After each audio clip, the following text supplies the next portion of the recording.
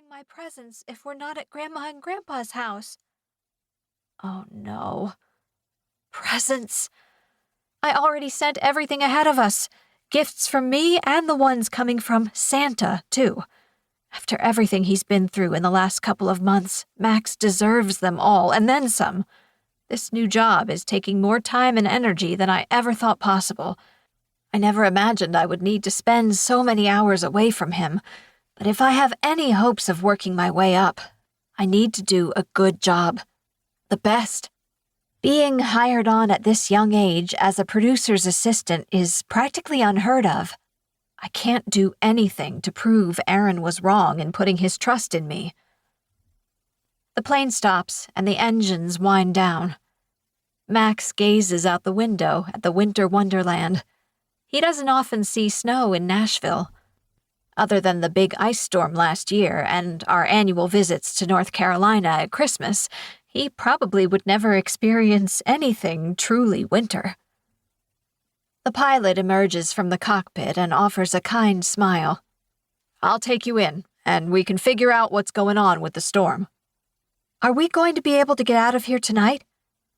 One of his shoulders rises and falls. His bourbon eyes dart over to Max and soften. I don't know. It isn't looking good. Great. I huff out a sigh and turn to Max. Gather your stuff, buddy. Mom, help me get him out of here. The dress and 4-inch stilettos I wore to the meeting are probably the worst possible thing to fly in, let alone to wear while traipsing across a snow-covered and slick tarmac into a tiny airport building. But I didn't even have time to change before racing to the airport. We knew there may be some inclement weather and were hoping to avoid it, but the meeting ran late, and the storm is much bigger than anyone anticipated. It was the perfect storm to ruin my holiday and the first real break I've had since starting this job. The pilot grabs the lever on the door and pushes it open, dropping the steps down and out into the snow.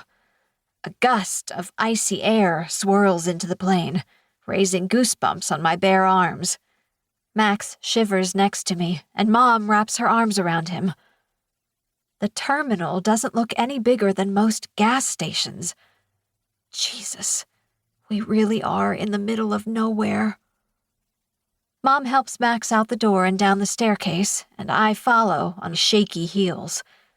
Bitter cold wind whips around us, and snow bites at my exposed skin. Dang, that's cold. I've never been a fan of winter weather, and after this experience, I may do even more to avoid it in the future. Maybe try to move to Hawaii. The pilot grabs my hand to assist me down the last few steps, and I hustle as fast as I can without falling on my ass and grab onto Mom's shoulder for balance. Someone, who must be an employee of this place, tugs open the terminal door for us, and we step into the welcome warmth of the airport, if you can even call it that.